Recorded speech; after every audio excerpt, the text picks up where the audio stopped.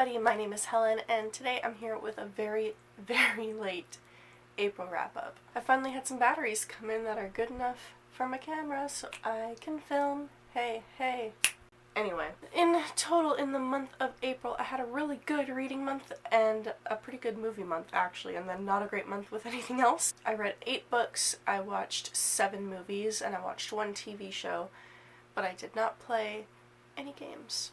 That's where we're at. And without further ado, let's dive right into it. So the very first book that I read in April was The Secrets of the Sea House by Elizabeth Gifford. I actually started this in January. I pulled it out of my TBR jar and I got like 100 pages into it, and I was really struggling with it, so I had put it aside. And at the beginning of this past month, I really wanted to try and catch up on some of the books I had started. This book was told in dual timeline and multiple perspective, so the first timeline is in more or less present day, following a woman and her husband, and they just bought the sea house, and they find out that buried under the floorboards in one of the rooms there is a baby with the feet look like they grew fused together, like a tail fin for like a mermaid or a selkie, and the wife is pregnant with her own child, so she decides to take it upon herself to find out who this baby is.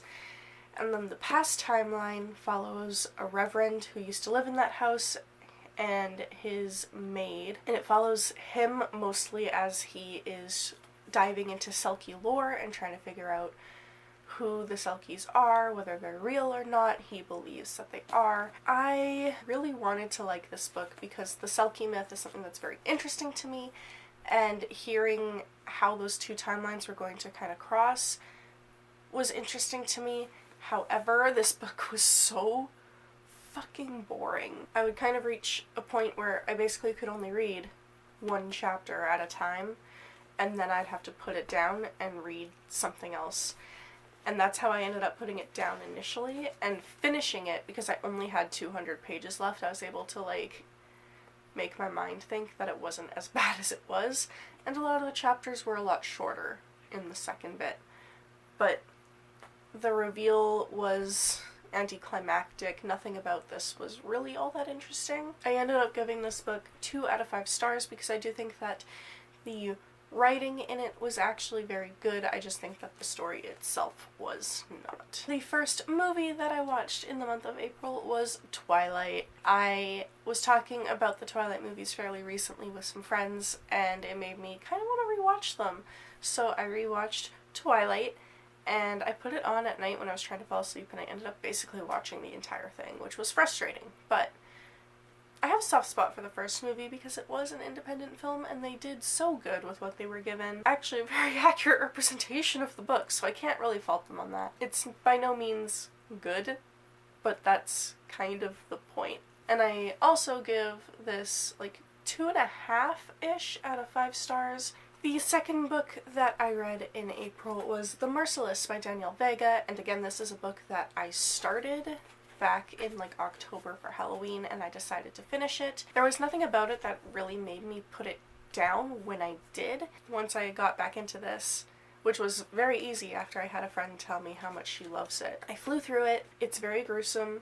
There are a couple parts of this that are actually like super difficult to read. Like I kept kind of clenching and turtling while I was reading it, but I loved the reveal at the end for the main character. I wasn't a big fan of the other reveal, but that's fine. Overall, I did enjoy this. I gave it 3 out of 5 stars. I'm interested to see what happens in the other books in this series, but I don't know if I'll pick them up myself. The next movie that I watched was New Moon.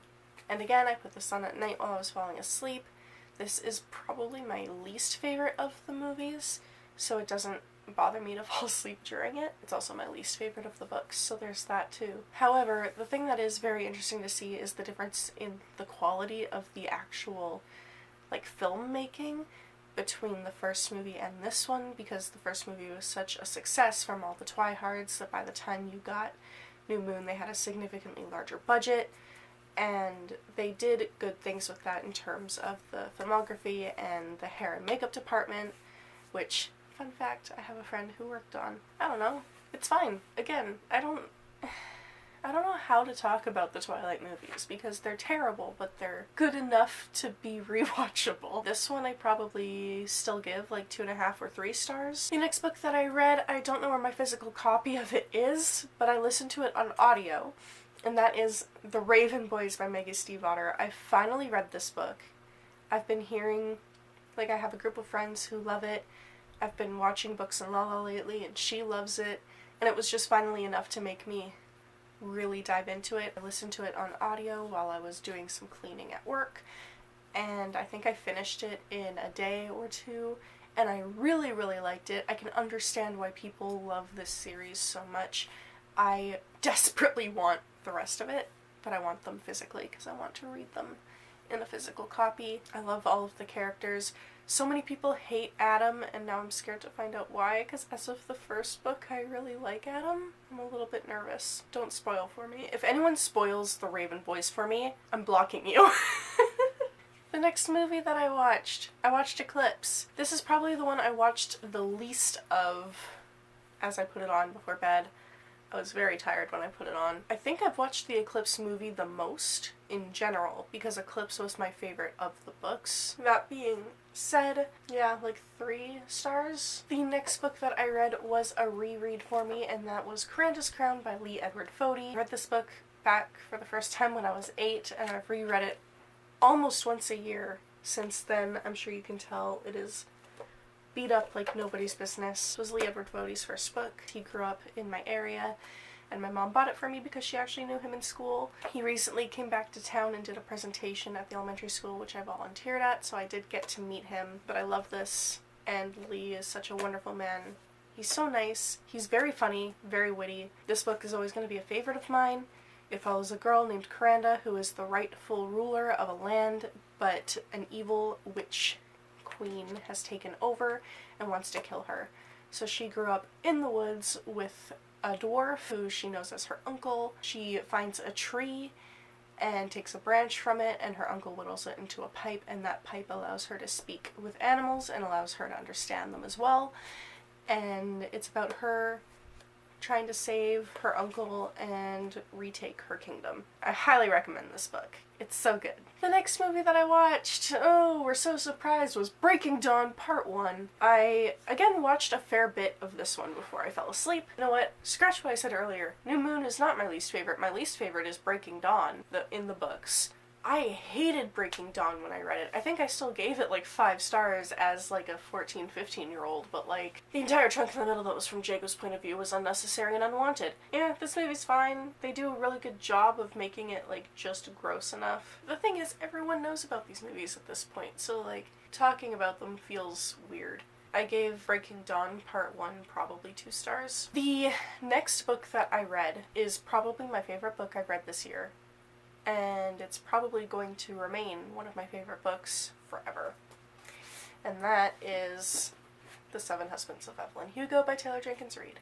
My friends over at the Word Nerds were reading this for their book club, so I borrowed it from the library and read it and loved it so much that I went and bought my own copy. For those of you who somehow don't know, because this has been going around BookTube like wildfire, this book follows a young journalist named Monique as she interviews Evelyn Hugo, who was a Hollywood starlet in the 50s, and it's Evelyn telling her entire story from growing up in Harlem and moving to LA to pursue her dreams of acting, to becoming a ridiculously famous and wanted for everything actress, to becoming a recluse and never really talking to anyone ever again.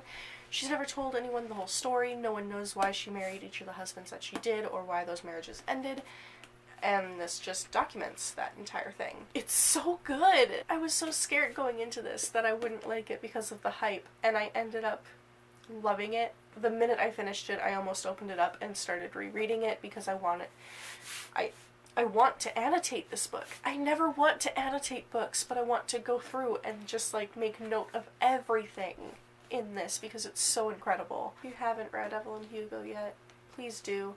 I did take part in the Word Nerds book club live discussion, so I'll link that down below if you want to hear more of my thoughts and more of theirs as well. The next movie that I watched, was not Breaking Dawn Part 2, because I actually enjoy that one, so I want to be awake when I watch it. No, I went and watched Shazam with my mom, and this was such a fun movie, which was such a nice change to see from DC. It starts off with, like, the most stereotypical wizard that you've ever seen in your life, and it's just campy enough to be great. It's just campy enough to acknowledge itself and be self-aware of itself, but it's still such a good movie. I love Zachary Levi because he's Flynn Rider in Tangled, and seeing him in this movie was so weird. But he rocks it.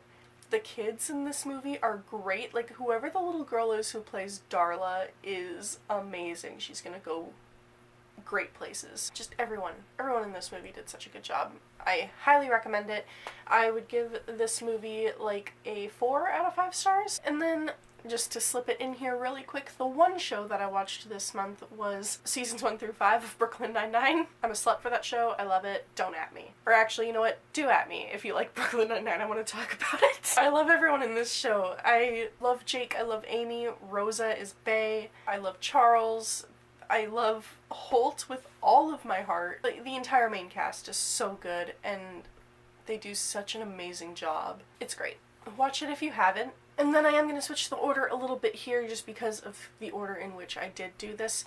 The next movie that I watched was The Crimes of Grindelwald, which is the second Fantastic Beasts and Where to Find the movie. I rented it on my PlayStation and watched it and was disappointed in it.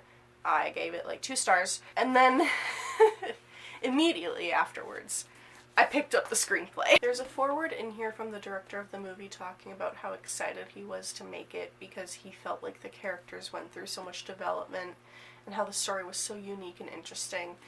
But, like, here's the thing, right? None of the scenes in here feel like they're connected, and it's frustrating. It jumps around so much and doesn't actually tie any of the stuff that's happening together, so it just feels like super disjointed. It doesn't feel like half the stories that are being told in here are meant to be told here, and this feels like it should have been the 3rd book. It feels like there should have been something in between the end of Fantastic Beasts and this one. Yeah, I was not a fan of this. I was hoping that maybe I was just confused while watching the movie and then reading this would sort of clear everything up, and it did not. So, the movie, which I did not like, I gave like 2 stars. And I think I gave this 2 stars as well. And the next book that I read was The Catastrophic History of You and Me by Jess Rothenberg. And this is the story of a girl as she goes through the 5 stages of grief after dying from a broken heart. And it's divided into sections based on what stage she's in. And it follows her, like, getting over the boy who broke her heart, and finding new love in the afterlife, and her learning how to navigate the spirit world. It was a very interesting premise. I wasn't a huge fan. It was fun, and I read it very quickly. Like, I think I read this in, like, 2 days. I just wasn't a fan of the characters. Like, I was not a big fan of the main character, and I was not a fan of her new love interest in here. I gave this 2 out of 5 stars. The next movie that I watched was Captain Marvel, and I loved it. Captain Marvel is one of my favorite superheroes just in general. I've read a couple of her graphic novels, and I really enjoy them. Carol Danvers is great. And going into this, I had heard very mixed things from a few people, and I know a lot of people were upset that we didn't see more of her origin, but I felt like we did. Felt like we actually got, like, most of her origin story. We just didn't get it told to us in chronological order. Yeah, I don't know. I really enjoyed it. I liked it a lot. I didn't think that the character I would relate to most in the MCU would be Nick Fury, but here we are. Nick Fury was definitely the standout in this movie. Like, Sam Jackson did so good. And Jude Law was great in this movie as well. Like, everyone who was in this movie did a great job, but my favorite 100% was Nick Fury. I gave this movie 4.5 stars. And finally, the last book that I read in April was Don't Look Back by Jennifer L. Armentrout. This is a young adult mystery thriller and it follows a girl named Samantha who disappeared for a few days and then came back and she couldn't remember anything, and it's her trying to figure out what happened on those days and what happened to the girl that she disappeared with. I really enjoyed this book because it read more like a contemporary than a thriller for the most part, but we were still getting really thrilling moments. Like this, compared to the thriller I read last month, Body in the Woods by April Henry, this is leagues better. This was so much better.